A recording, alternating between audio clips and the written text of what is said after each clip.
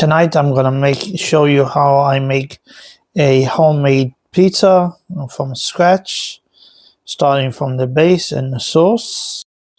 And that's what a homemade pizza look like once I'm done with my own signature sauce. I'll show you how it's meant to be done. So first thing, we're gonna have a cup of warm water, not hot water, because otherwise if it's too hot it's going to burn the yeast. And then what we're going to put it in is a 1 sachet of yeast or 2 teaspoons of yeast. You can use that instead. You have it like that.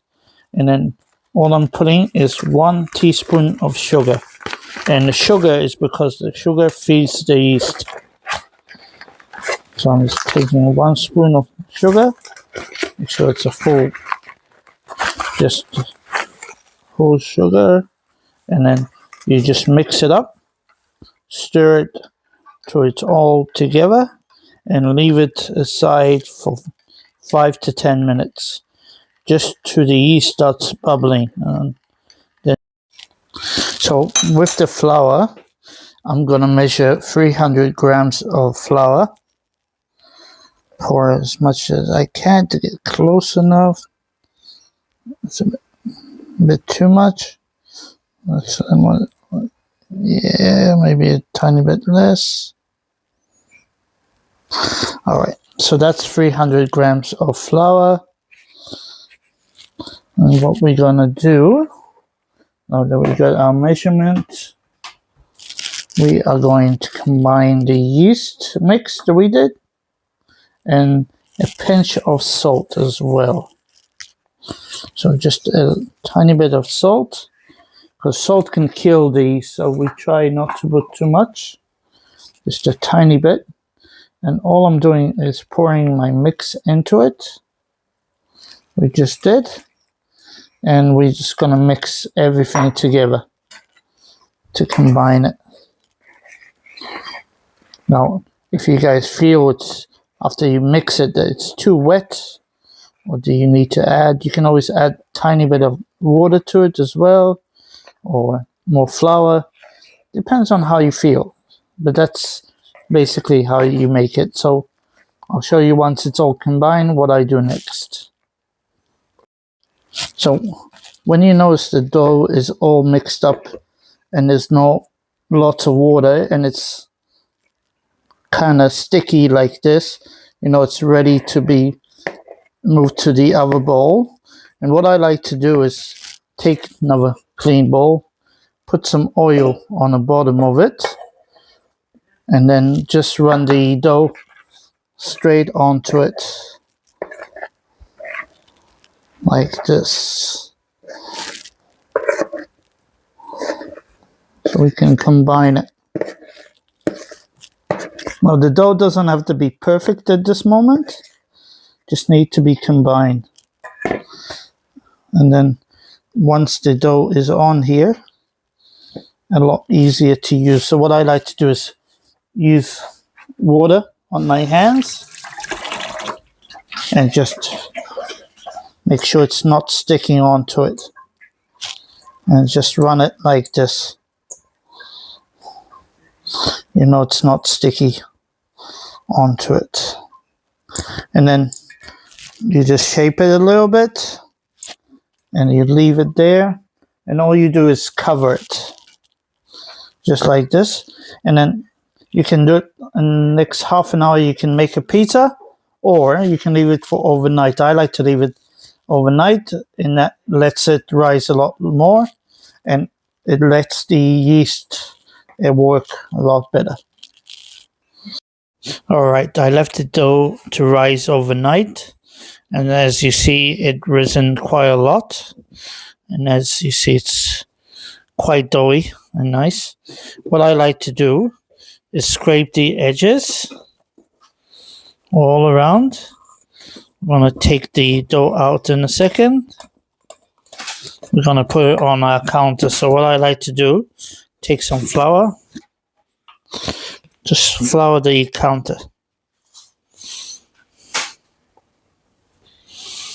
Flour the counter. where we're going to put the dough on.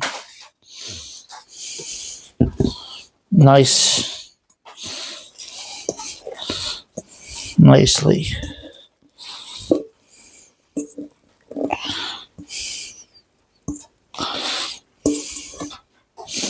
All right, so now the dough is down here. We're just going to fold it. Keep folding it all the way in to pull out and fold in. And keep doing it repeatedly. And if you feel that you don't have enough dough on your counter, it gets all stuck to it, just take a little bit of dough and just keep putting it on the dough itself. Put some flour on the dough. Now that we get a nice ball in our hand here, we are just going to put it back in the bowl. And we're going to let it rest for a little bit longer. And then we're going to cut it up. Maybe for another 15 minutes or so. Now that we let our dough rest a bit, what I like to do is show you what I'm doing next. So I like to make sure that we can cut the dough into fours. So cut in the middle.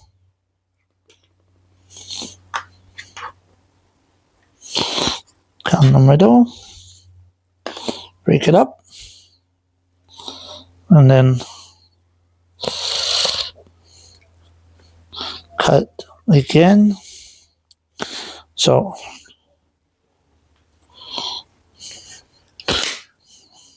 then what I like to do is take my measurements and then I'll zero it, tear it. No, I want to make sure that they're more or less the same size, each one of the bowls. If not, I can play around with it. Now that we evened all the bowls, all four of them, what I like to do is take some dough and just put some dough on it because they get very sticky onto your hands. And I'm just going to put them all in my bowl again. I'm just going to start with the one. I'll show you. I will cover them again, last time. And we're going to let it rest for another 20 minutes. Now that I let my dough bowls rest, what I like to do, take some flour, put it on the base, so it doesn't get stuck. Just put it all around. And I'm going to take one of them and just going to make one. So what I like to do, just poke. If you need more flour, just put some more flour, don't be shy. And just poke. Let it. And you can continue doing that all the way through till you manage to open as much as you can. Now that I got my base all together, I like to take a fork and make holes to let the steam go through it, so it doesn't just bake onto one side. You want it to bake all over. Now that our base is done, I'm gonna put on my tomato paste that I made last night. Made it from scratch. If you want to have a look, I'll try to put a link to that video, how I made my tomato base. And all we're doing is spreading it all around as much as we can, all around the base. And then we just add any toppings we want onto it. So we're going to spread this round nice and even as much as we can. So try to even it out. Doesn't have to be perfect. I'm gonna add some mushrooms. As many as you like, it doesn't matter. Just put it all over the place. Nice and as much as even as you want.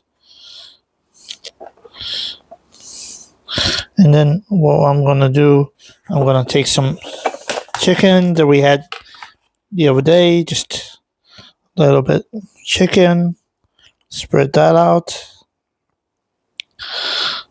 Nice and even as much as you can. And then I'm gonna put some mozzarella, shredded mozzarella on the top. As much as you want. So everything you have. And just try to even it out. Nice and even. Then put in the oven for about 15 minutes on 180 degrees. And then it's all done. I'll show you afterwards.